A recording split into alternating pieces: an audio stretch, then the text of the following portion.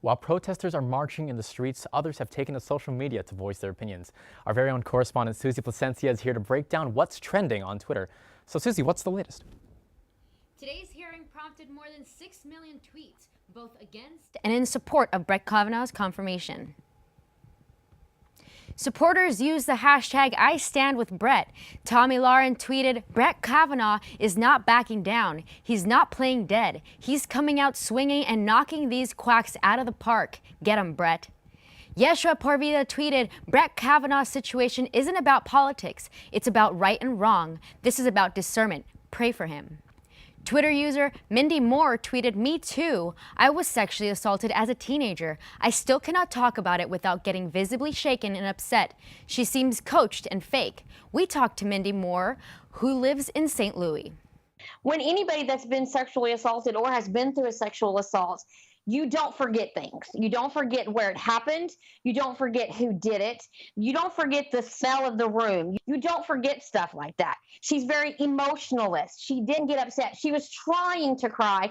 She couldn't make herself cry. It seemed like that she was coached.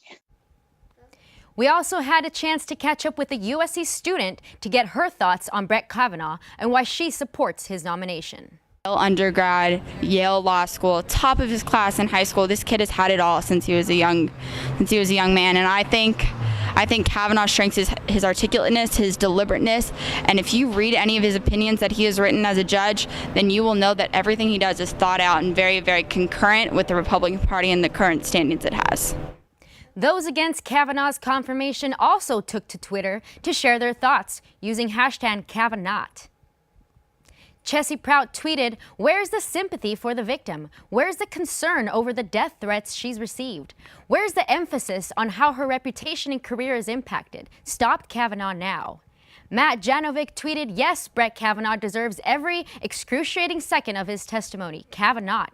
David Paul Jones tweeted, "It all makes sense after today's performance by Brett Kavanaugh. It is clear why Donald Trump nominated him. The anger and disgust they show toward women is illuminating. They are both unfit for office." We spoke to Chessie Prout. She's had her experience as a sexual assault survivor made today's testimony very painful. Having to testify in front of a room full of strangers, having to relive this trauma over and over again is soul crushing. And it takes years and years to recover from it.